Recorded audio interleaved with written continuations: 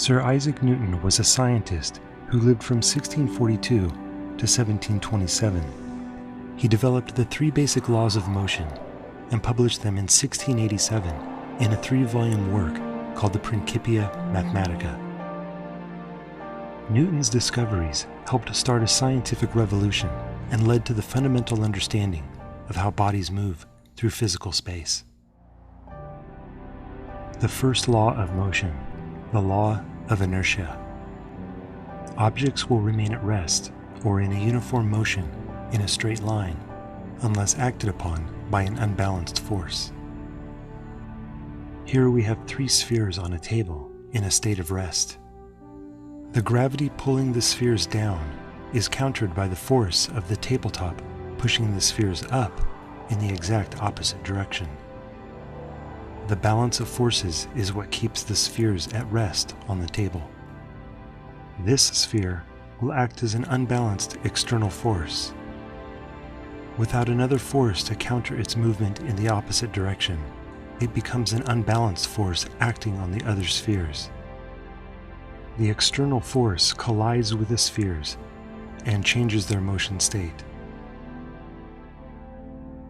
The natural tendency of an object to remain at rest or in a uniform motion in a straight line is called inertia.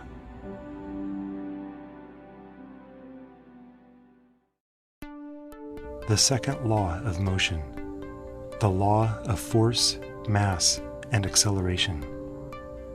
The acceleration of an object depends upon its mass and the magnitude of the force applied to it. When an unbalanced force acts upon an object, the motion of the object changes. The rate of this change over time is called acceleration. Acceleration depends upon 2 variables: the mass of the object and the magnitude of the applied force. In this example, a 3D character represents a pulling force on a 50 kilogram mass. Using his full strength, he has no trouble accelerating the object in the direction of his pulling force.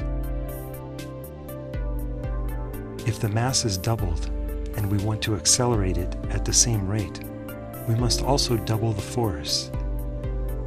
Our character, however, is already pulling at his full strength.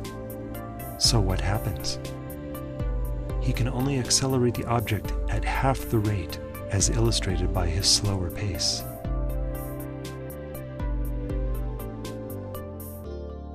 This relationship between force, mass, and acceleration is the source of one of the most important equations in physics.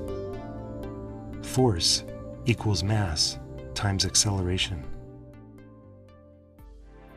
The third law of motion, the law of action and reaction.